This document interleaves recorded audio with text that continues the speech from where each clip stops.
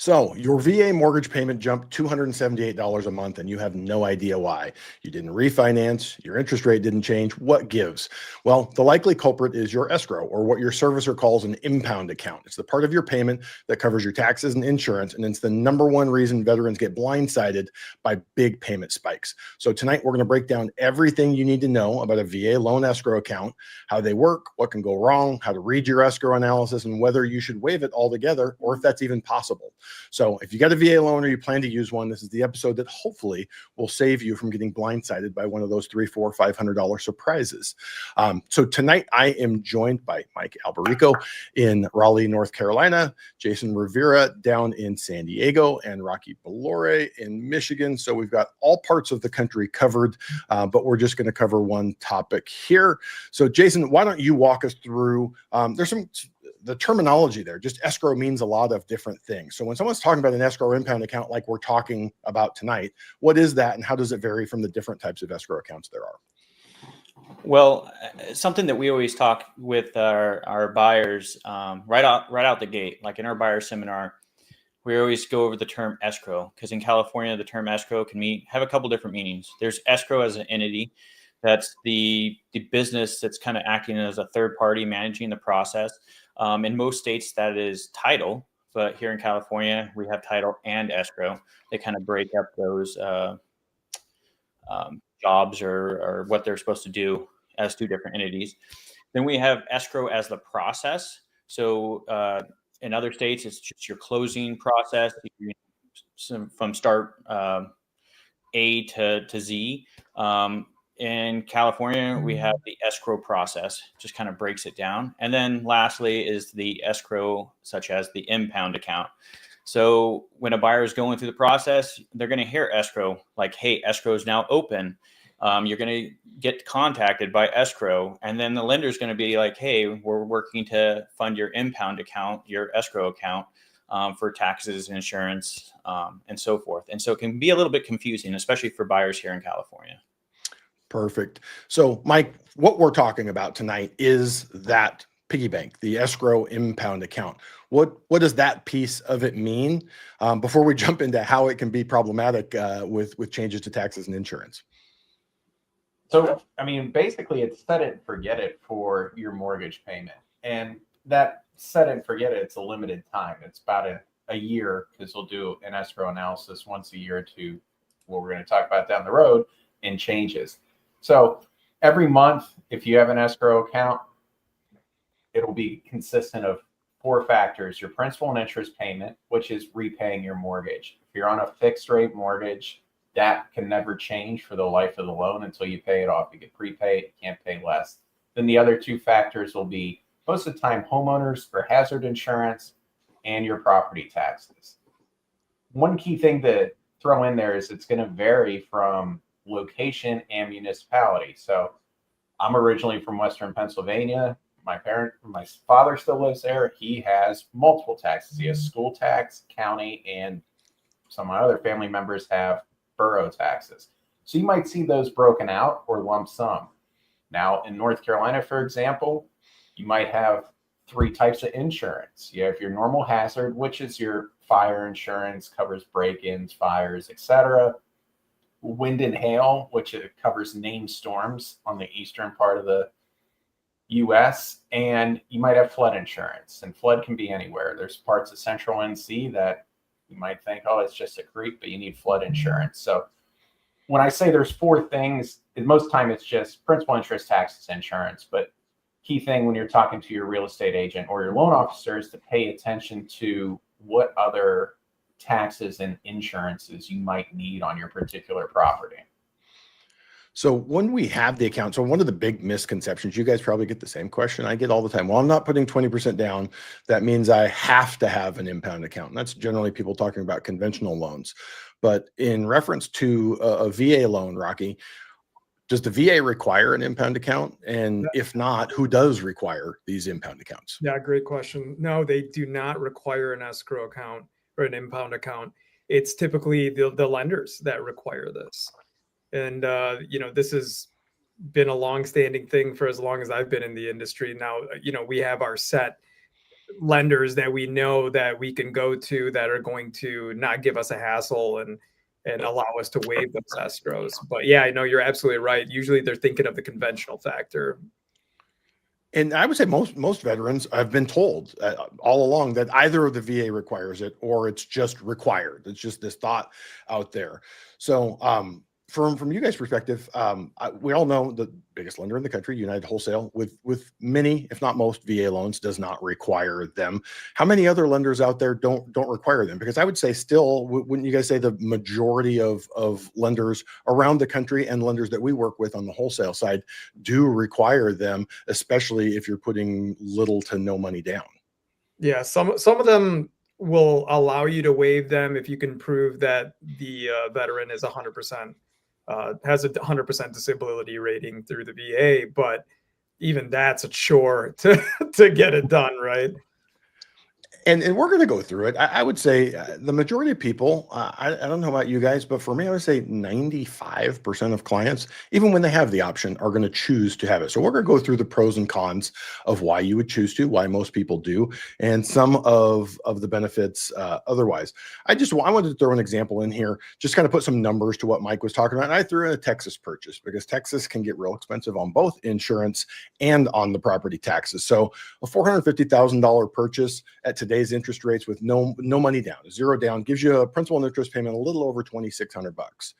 At 2.25% on the taxes, which is kind of middle of the road for Texas, you got $843 there.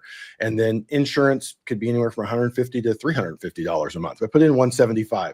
That tells us $1,018 of that goes into this impound account. So your mortgage payment, $2,626, as Mike said, that can't change if you have a fixed rate. I mean, if you had some type of variable rate, at some point in the future, it could change, but that is fixed. The portion that can change is the impound, because both the property taxes and the insurance can change over time. So Jason, when you talk about your home buyer course, what does a buyer need to be prepared with at closing? Because this is where we get a lot of confusion. People have an idea of, okay, we're going to put it into my payment, but they don't really understand what that means, what happens at closing, at settlement, to make sure that there is enough in that account to make sure that we have the money to pay the taxes and insurance when those renewals come due. Well, we're talking, closing cost, right? So your closing cost, a lot of times I think veterans or individuals think that closing cost is really just the fees that are to get the loan. I don't think they're really realizing that, honestly, like, a huge portion of the closing cost is funding this impound account, and especially depending on what time of the year and where they're buying at, based off the tax year. Between insurance, they're paying for the whole year up front, plus funding the difference from when they're purchasing, and then also the taxes that can be several thousands of dollars. Specifically here in California, we have the supplemental tax bill.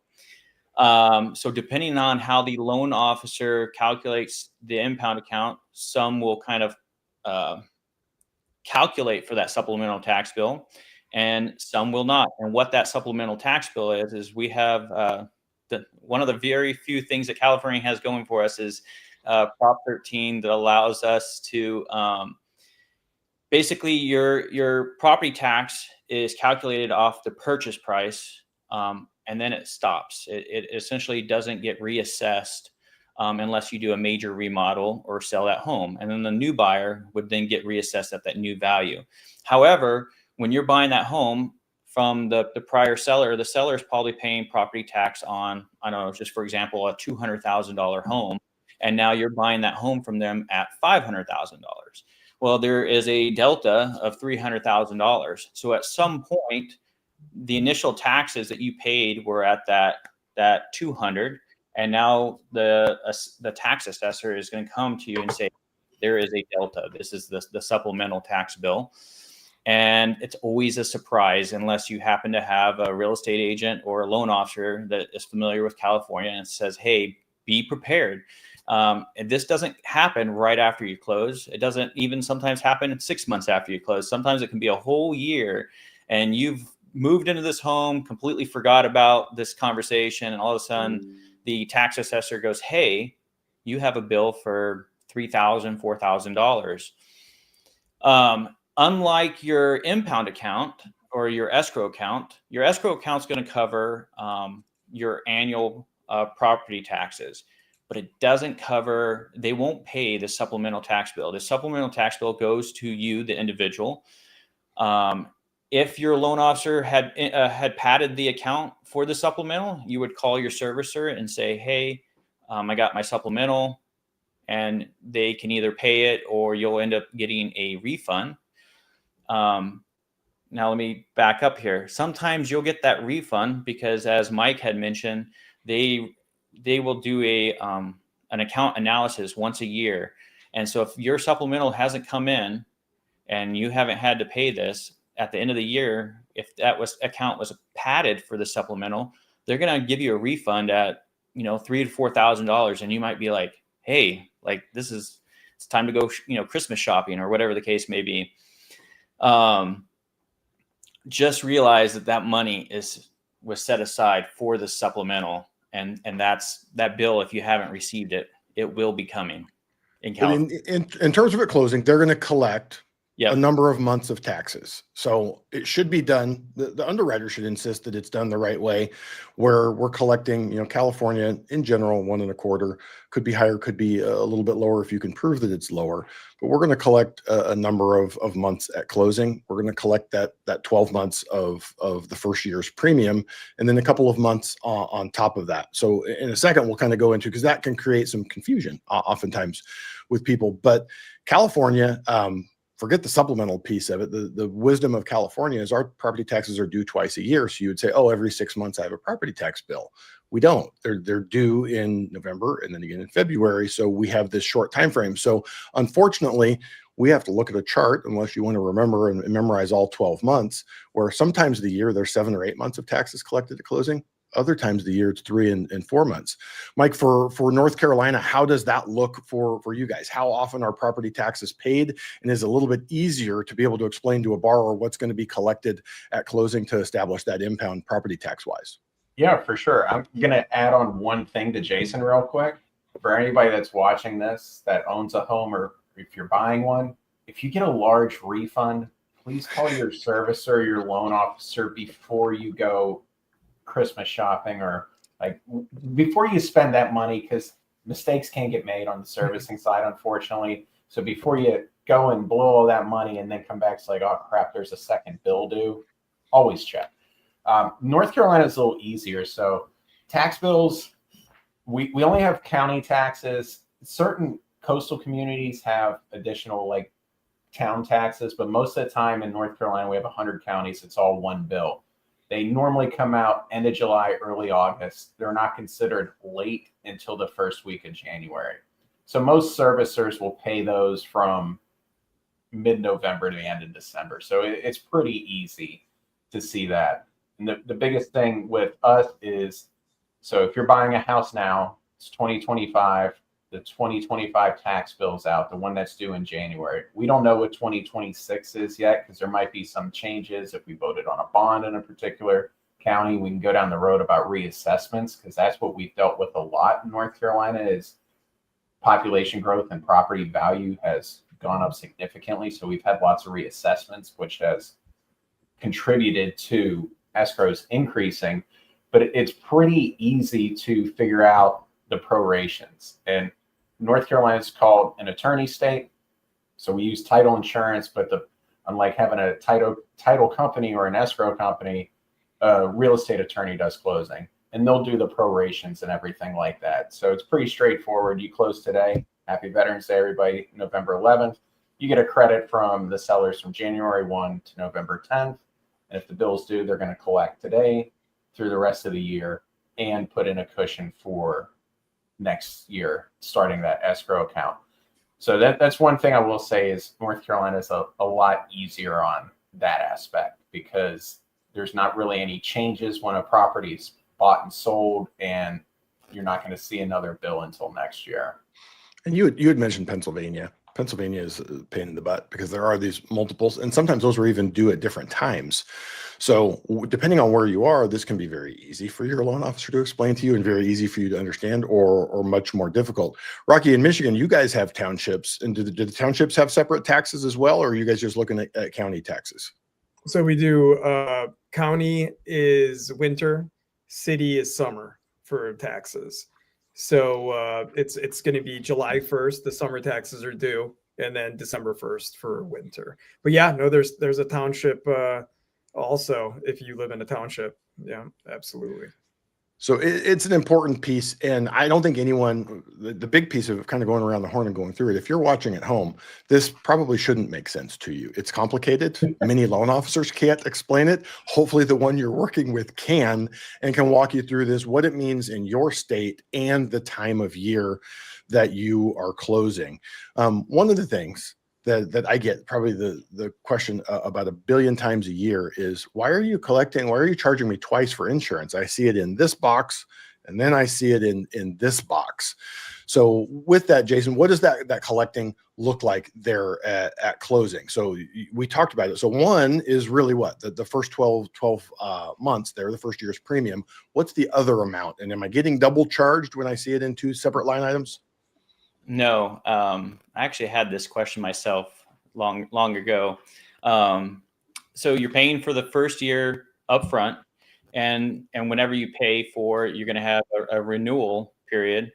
So I don't know, it's the December, closing December, you're paying in December, it's going to renew again in December, but then your first payment isn't till, I don't know, January. February 1 normally. Yeah, let's say 1 February.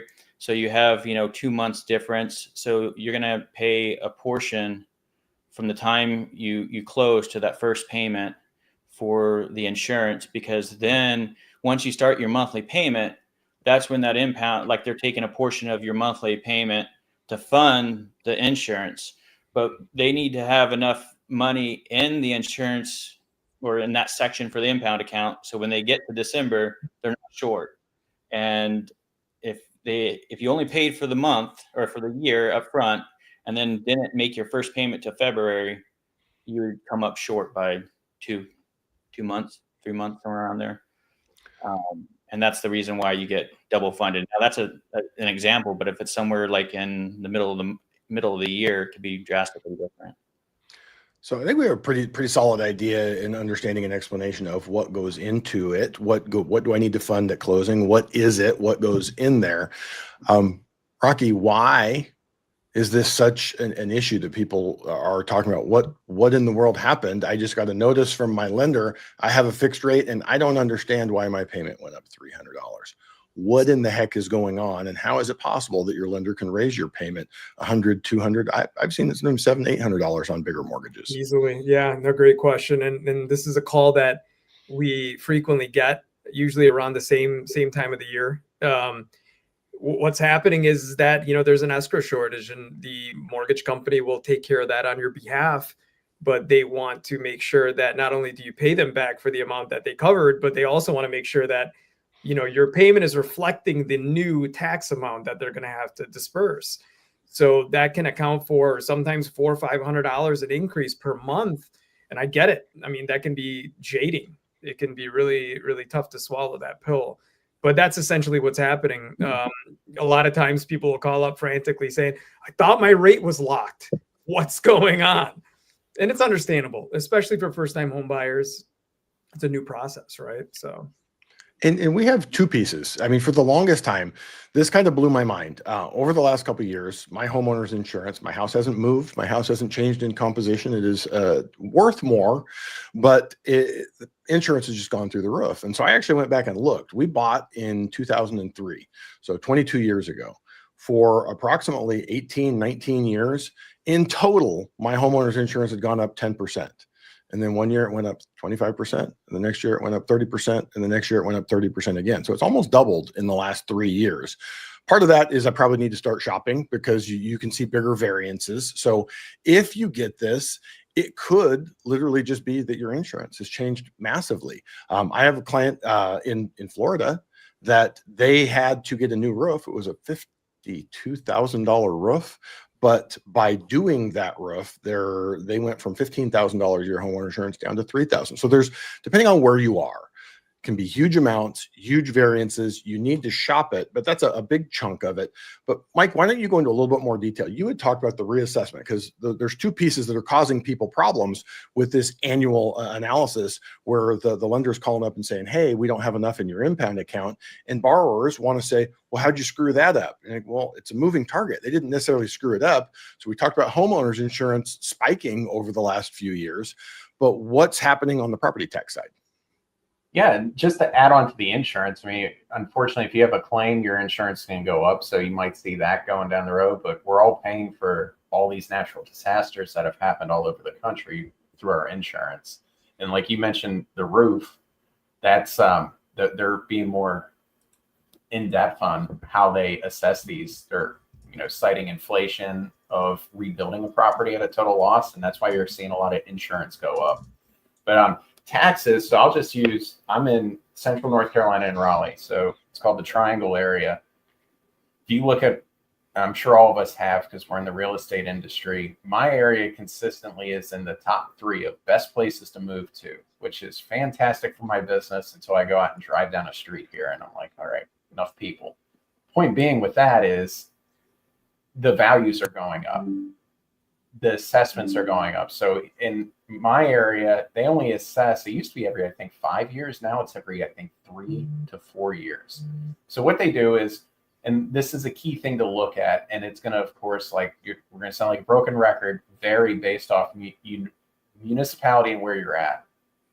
So in North Carolina, just because you pay $700,000 for a house, the county might have it assessed at $600,000. Which is fantastic.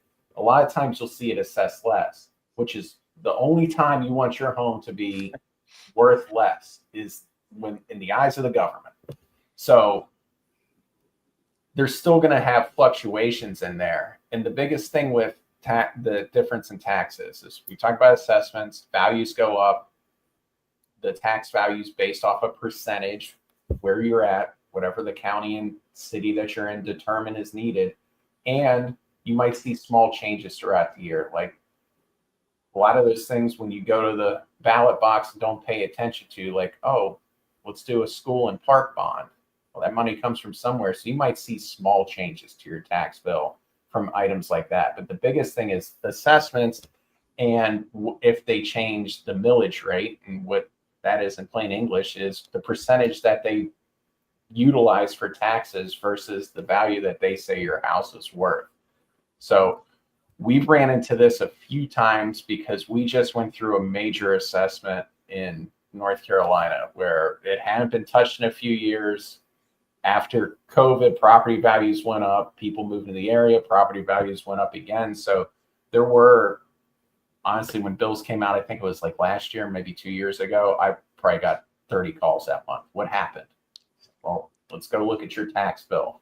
In most areas, for the people watching, tax bills are public record. You can go pull them yourself. Some areas they charge for them, but most of the time you can just find the county site. And the reason I bring that up is your loan professionals will help you, but if you're ever curious, you can just go straight. Like I'm in Wake County, North Carolina. Go Wake County right now and pull my neighbor's tax bill, my tax bill, and see how it's changed throughout the years. And it's something you should ask both your lender and or your realtor is how often do we get reassessed? So California, because of Prop 13, they reassess every year, but it's capped. So you don't really notice. It's just going up little tiny amounts. Some areas assess every year, some 2 years, 3 years, 5 years. So the reason why home values really spiked in 2020, 2021, in the early part of 2022. But now this is becoming a problem because the areas that didn't reassess for 3, 4, 5 years. So people were very happy. Hey, my home doubled in value. That's awesome. And they look and they go, my property tax bill doubled. That is far less awesome than my house doubling. So these not only catch you off guard, the lender, the servicer that you pay your payments to, they're not looking forward. They're not going, hey, what's this going to be next year? They wait till the bills arrive. And once a year, they have to do this analysis for a couple of reasons. One, like Rocky said, to make sure that there's enough in that account to pay it. but then also to make sure that they don't have too much. The government says there's only so much they can have in that account, and they have to do a forward-looking 12-month analysis. Hey, are we getting shorted so that the borrower doesn't have enough in here to pay their taxes and or their insurance? And then also, do we have too much where we're going to get a slap on the wrist for taking too much money from the client? So we're going to get that analysis every 12 months. You can protect yourself a little bit by making sure you're looking at your homeowner's insurance bill. And if the thing went up from $2,000 to $3,000, you probably have a real good idea that you're going to be about $1,000 short when that reassessment or when the analysis comes through. And same thing with your property taxes. If you get a new property tax bill and you see that it went up a bunch, there was no way for the servicer to predict that. So they're just going to do this, unemotional, dispassionate analysis. And this is what the numbers tell us. And they're going to give you two options. One of them, you can write us a check and we can get back to even, or we'll spread it out over the next 12 payments. And that's what most of you are seeing. Hey, my payment went up $112. I looked at mine as we were preparing for this, and I found out that I am $86 short. It doesn't come up for a month or two. And I'm like, well, $86 in the grand scheme of things could be a lot worse, because just like you guys get this a whole heck of a lot. So big One picture. thing real quick, Josh. Yeah. We said bill a lot, and just a little tidbit for everybody out there. If you have an escrow account, you're still going to get bills. Your lending servicer will still get bills too, because that's a common question that we get from a lending side. I'm sure Josh, you and Rocky have got it. Jason, you'll start getting those as well. It's paid through the mortgage. Why did the county send me a bill for $7,000? Why did the insurance company send me a bill for $2,000? You're still going to get copies. They'll be paid, but it's still your responsibility to also monitor those to make sure they get paid. Sorry, go ahead. No, that's a really good point, because it's very rare, but any of us who've been in the business for a long time, I've had a situation where the servicer didn't pay the taxes. I mean, they made good on it. I don't know how they screwed it up, but a year went by and the taxes weren't paid, and they had to pay it and pay the late fees because the borrower had done what they were supposed to and put the money into the account every month. So definitely something important to look at. So I had mentioned earlier, and would you guys agree? Probably 95% of clients want the impound account, or you guys see a higher percentage of clients that are asking to not have their taxes and insurance included? In my case, it's mainly higher net worth clients don't want it because they tend to have higher valued properties, and those tax and insurance bills can be pretty significant. And they're at the mindset that I'll just pay this on my own. But even if I make a few percentage points in a money market account, I want to hold on to it. Most of the time it comes down to personal preference, but I'm with you that I'd say 95% just, they got enough going on with life. They don't want to worry about separate bills. Or a lot of people forget about it and they're like, oh yeah, I'll pay it on my own. And they get blindsided with a $7,500 bill. Well, I have a client here in California, a veteran. It's a $1.3 million property. The taxes are $15,000 a year. And I said, are you certain that twice a year you want a $7,500 bill showing up on your door and you're responsible for it? And he went through it and hemmed and hawed, and he goes, yeah, I'm going to. So he's about a year into it. So I need to call him back and ask if he's still happy to get a $15,000 bill split into 2 installments. With that, so why don't we go through this? There's a lot of information out there. When we were going to do a topic like this, I always like to look and say, what's popular, what's out there online. And I found a video that had 100-something thousand views on it of a guy saying, never under any circumstances have an escrow impound account. So I have a number of cons that he had listed here. But Rocky, what are the biggest positives or the pros that a borrower gets out of having an escrow impound account? Yeah, no, great question. For me, it's out of mind, out of sight. It's one less thing you have to deal with, especially if finances are tight, having to make sure that you save up and account for that money, put it aside just so that you can pay the tax bill when it's due. This way, it's one payment, it gets sent out, it's forensically audited once a year. They're going to make sure and give you an escrow analysis. It's perfect if that's what you're looking for. But no, for me, my first home, my second home, I escrowed. After that, for different reasons, I chose to take care of it on my own. But It was But awesome. it's funny. I was going to ask. I was asked the question of what you guys do, and I'll tell you. My first property, we had them impounded, and then we bought the second home. I'm like, that sucks. That's a lot of money. I want to have that money under my control, and so we bought in 2003, and we ended up refinancing in 2004, 2005, and I went back to having the impounds because I'm like, it's not a big deal one way or the other. But I didn't like my tax bill at that time was like $2,000 twice a year, and I'm like, this is not fun having to come up with an extra $2,000. Just mentally for me, it was easier to add an extra $350 a month to the payment than to come up with $2,000 twice a year. So just the simplicity, it goes in there, set it and forget it. For first-time buyers, I think this is great. Like you're new to this. Like if on your second loan you decide you want to go and go alone a little bit better, but you don't ever have to worry about. I've had clients. I'm sure we've all had clients call up and go, "Oh my God, I haven't had homeowners insurance for the last 6 months." And their lender calls them and goes, "Hey, what's your deal? You don't have homeowners insurance. It lapsed. There was a problem." This way you can make sure that it's always paid. It's always in force. Jason, Most lenders, Josh, if you're a first-time buyer, at least the ones that I work with will require it, even if they allow it to be waived on conventional or VA.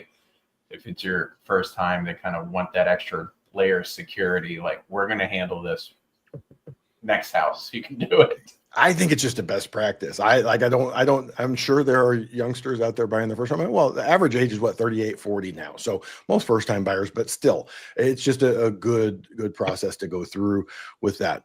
Jason, how about this? You want to be devil's advocate? You want to take the flip side here. What are some terrible things about that escrow impound account that you might say, I don't want it. I don't want to have that included in the monthly payment? Well, you're relying on a servicer, whoever that servicer might be, to do proper accounting, and regardless if they account for it properly or not, you're still responsible. That's probably my biggest pet peeve. I've had an impound account, but out of the homes I own now, not one of them is in an impound account. Mainly because as I just said, the improper accounting, you get someone you don't get a choice, right? So you have a third party that's supposed to, audit the impound account and hopefully account for upcoming taxes and insurance. And then they make a mistake or they don't account for something. And then you go a whole year and all of a sudden now,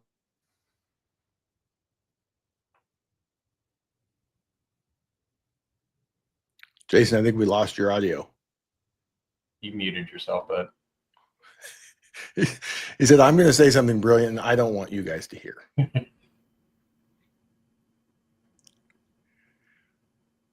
Not yet, bud. back. There you are. Okay. Yeah. That was weird. It showed it wasn't muted, but anyway, I'm not sure where I left off, but basically, whoever your servicer is, they do this audit, they might make a mistake. A year later, you find out that, hey, there's been a mistake, and now I'm the one being held responsible. The servicer's like, well, you're the one short. So the complacency of feeling like, hey, I don't have to think about it, I think is actually where the problem lies, right? Because a lot of first-time homebuyers are like, hey, it's being taken care of, and they go, and then all of a sudden, their mortgage drops or goes up a little bit, but it didn't go up enough, or it went down and no one told them that, hey, your mortgage is never going to go down. And they go a year thinking everything's good to go, and then all of a sudden, hey, now it went up $1,000, and they're freaking out. And it's like, well, if you've been logging into your service account and looking at your impound escrow account, and you're looking at the tax bill, you would have realized that, hey, or your insurance company went up. It feels like it takes away responsibility when the reality is you're still responsible. Jason, we went from your mic going silent on you to now it's giving us a bunch of feedback now. So I don't know where we went with that. But those 100% correct. And I would say one of the biggest things when I hear someone say that they don't want it is, well, I don't want that. I don't want this to show up and say, hey, your payment's going up $250. Your payment's going up $500. The payment shock, you can avoid that. You can avoid the mortgage servicer ever telling you that your payment's going up.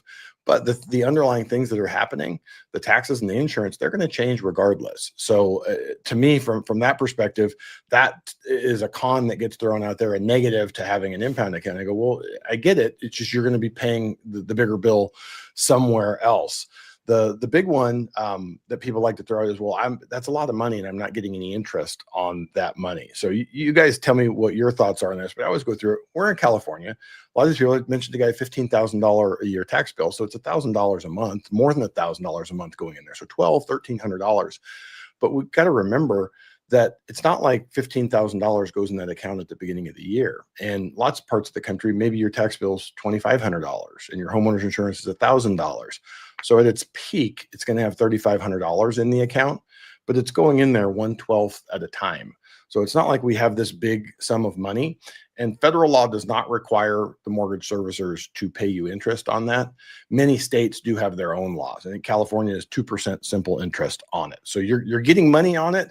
But I look at the end of the year, it always makes me laugh. I get my statement from them and it says they paid me like $1.42 in interest. And it's like, if you are such an advanced investor that these little chunks that you could invest them throughout the year and get a return that makes it worth it. But I think you guys can see we kind of went around the horn here and we've got differences of opinion, whether we want to keep them separate or put it together. And with the VA loan, some lenders, some servicers are okay with you having the ability to waive it. For those that do allow us to not have the taxes and insurance impounded on the VA loans, Mike, what type of requirements do they have in there? You talked about first-time buyer requirement. Is there equity requirements, credit score requirements? Are they looking and measuring the borrower in any way to determine who they will allow to not impound? It comes up not too often with me. Like when UWM, Rocky, is there a equity requirement? Yeah, so you have to put down at least 5% down to waive escrows. If it's 3% down, it's not even allowed. And that's not even a UWM thing. It's a Fannie thing. Gotcha. Yeah, most of the time, like I said earlier, you can't be a first-time buyer. They're just one, especially if you're using 100% financing, it's just a little more risk on the servicer. I've gotten some waived at 100% that weren't first-time buyers, and the lender didn't even offer it. I just called my account executive. They ran it up the chain, and it was just case-by-case basis. One thing that has all but eliminated in our industry is they used to charge a fee for waiving escrows. I don't know if anybody still does that or not, because most of the lenders that I work with personally do not. So that's one thing. If they're still out there, Mike. I got on the wrong side of I got on the wrong side of one a couple of months ago. I said, "Oh yeah, there's no charge for it," and then it turns around and there was. We had to eat it for the borrower. For the home buyers and consumers out there, if you do want to waive it, always ask if there's an escrow waiver fee. It can be 25 basis points. What that means in English is 0.25% of your loan amount is what the charge can be. So like $250 on a $100,000 loan, but most of them have gone away. So that's one thing that I would ask is that, but it's going to highly vary from servicer to servicer. One thing that can't ever be waived is flood insurance. I think, is that federal law that it can't be waived? I don't know what the requirement is, but it's part of that where it has to be paid. You can't pay the premium through closing if it's the NFIP policy. So I'm not sure of the why. I don't know the why. I just know that even if they want to waive everything, I've ran into that scenario a couple of times, once on VA, but multiple times on conventional. And they're like, "Oh, I'll pay it on my own." It's like, sorry, it's flood insurance. You can't. Yeah. So we actually have an excellent leading question here from Gary Foote. He wants to know what happens to escrow money if there's a refinance or an IRL. As loan officers, especially when rates have dipped like they have recently, this is one of the more fun or unpleasant explanations to go through with the client of explaining what happens with this impound account. Rocky, how do you go through that with clients in terms of explaining to them, hey, I've got X number of dollars in my current impound account and you're wanting X number of dollars more? Did we lose your audio too, Rocky?